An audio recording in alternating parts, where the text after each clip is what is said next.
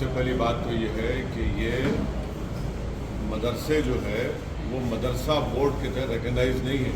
ये प्राइवेट मदरसे हैं जिनको स्टेट गवर्नमेंट या सरकार कुछ एड नहीं देती है, ना उनकी सर्टिफिकेट रिकगनाइज करती है। तो वो अगर ख़ुद अपने मदरसे खोलकर चला रहे हैं, जैसे दारुल देवबंद है, मुबारकपुर में अशरफिया है, ऐसे कई बड़े बड़े मदरसे हैं, डिफरेंट स्कूल्स ऑफ थॉट के प्राइवेट मदरसे हैं जिनका ना सरकार से कुछ लेना देना है, ना सरकार उनको कुछ फंडिंग करती है। हाँ, जो मदरसा बोर्ड की तरह रिकगनाइज है वो सरकार से उसका ताल्लुक है, गवर्नमेंट से। इससे ये क्यों सर्वे क्यों करा रहे आप? मैं अगर मदरसा खोलता हूँ तो अपने इस्लामिक तौर तरीक़े उनको सिखाने के लिए, इस्लामिक फ़िक़्ह सिखाने के लिए, उनको मौलाना बनाने के लिए, मुफ्ती बनाने के लिए, और स्टेट गवर्नमेंट से ताल्लुक़ ही नहीं है। और संविधान के आर्टिकल 30 के तहत मुझे एक फंडामेंटल राइट हासिल है कि मैं अपने मदरसे खोलूँ, अपने पसंद के एजुकेशन इंस्टीट्यूट खोलूँ। इसमें सरकार क्यों मुदाखलत करेगी? आप सर्वे क्यों करना चाह रहे हैं? आपको इससे लेना देना क्या है?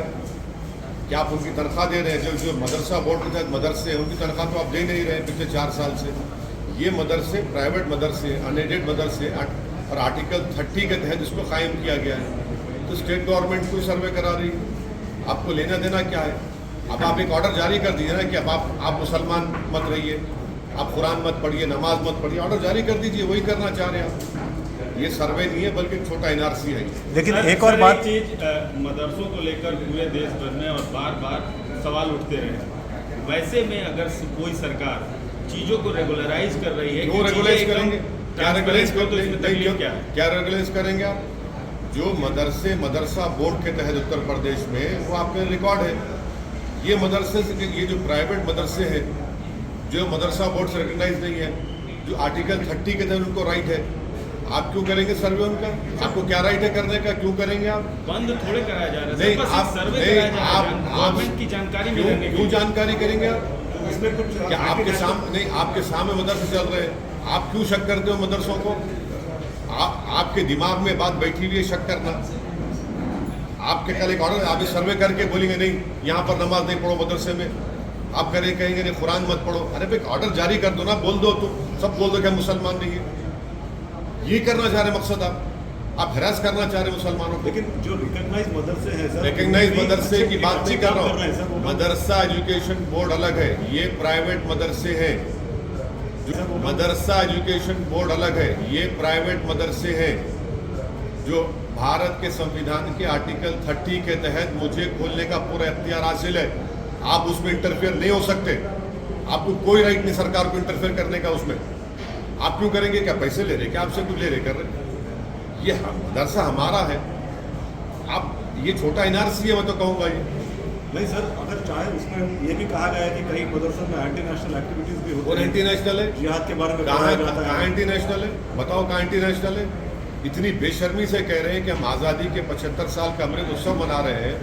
जो यही मदरसों ने इस मुल्क को आज़ाद करवाया, आज आप उनको शक की निगाहों से देख रहे हैं। ये आप खराज अक़ीदत पेश कर रहे हैं, होमेज पेश कर रहे हैं उन मुजाहिदीन आज़ादी को जो इन मदरसों से निकल कर भारत को आज़ाद करवाए थे। बेशर्मी की हद हो गई है सर। लेकिन एक अच्छी बात भी है, जो रिकॉग्नाइज मदरसे हैं उनको अच्छी फैसिलिटी देने की भी बात हो रही है, जैसे टीचर्स है। सुनिए, आपको झूठ बोला जा रहा है।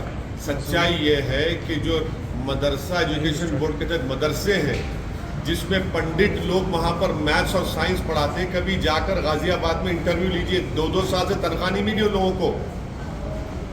2-2 साल तनख्वाह नहीं मिल रही उन लोगों को, तनख्वाह नहीं दे रहे आप। वो तनख्वाह क्यों नहीं दे रहे आप? ये प्राइवेट मदरसों पे आप आ गए जो मदरसा बोर्ड से ताल्लुक ही नहीं है।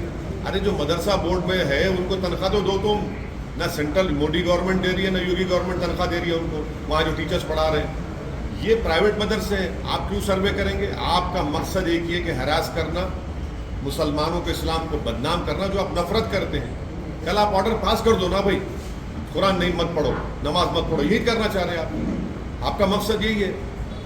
सर आपने एक ट्वीट किया, मोदी सरकार रशिया में चाइना की आर्मी के साथ हम मिलिट्री एक्सरसाइज क्यों कर रहे हैं भाई? क्या क्या क्या तमाशा हो रहा है?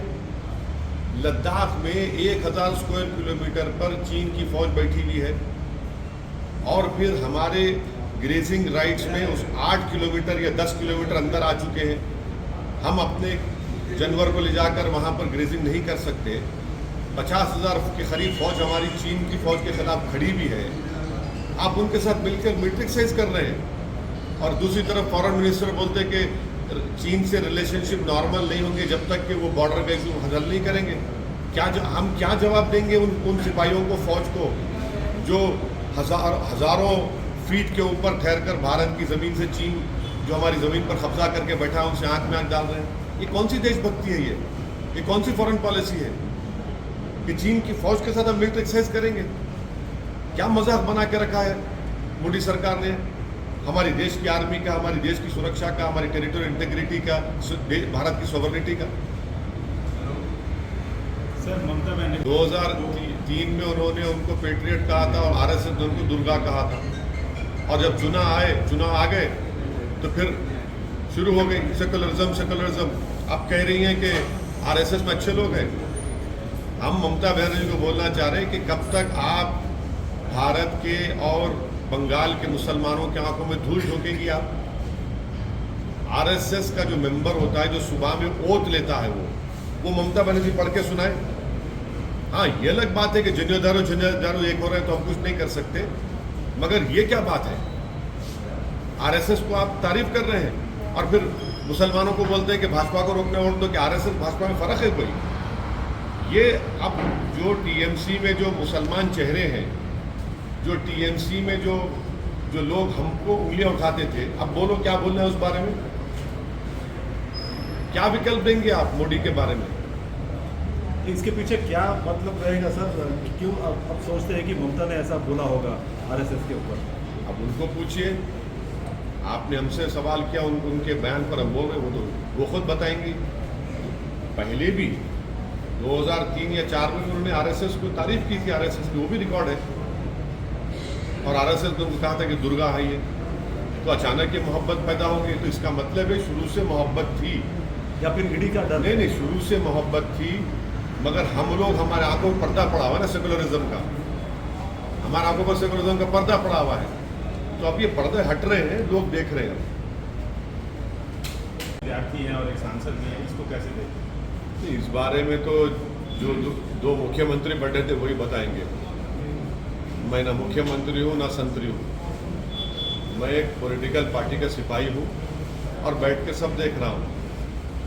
कई मसलों पे आप हाँ, नहीं बोल रहा हूँ ना, नहीं समर्थन करते हैं। नहीं, देखिए ये दोनों मुख्यमंत्री बता पाएंगे, हम क्यों बता पाएंगे उस बारे में?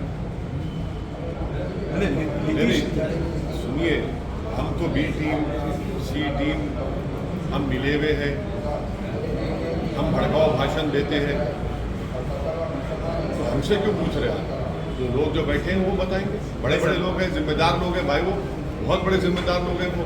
लेकिन नीतीश कुमार उड़ गए, इसके ऊपर आप कैसे देखते हैं? अपने मुख्यमंत्री बात कर रहे थे, एक अपनी बात रख रहे थे, लेकिन नीतीश कुमार जैसे ही क्वेश्चन आया कि अगले प्रधानमंत्री अपोजिशन की तरफ से क्यों हो गए, एकदम से उठ गए। अब वो नीतीश कुमार साहब बता पाएंगे।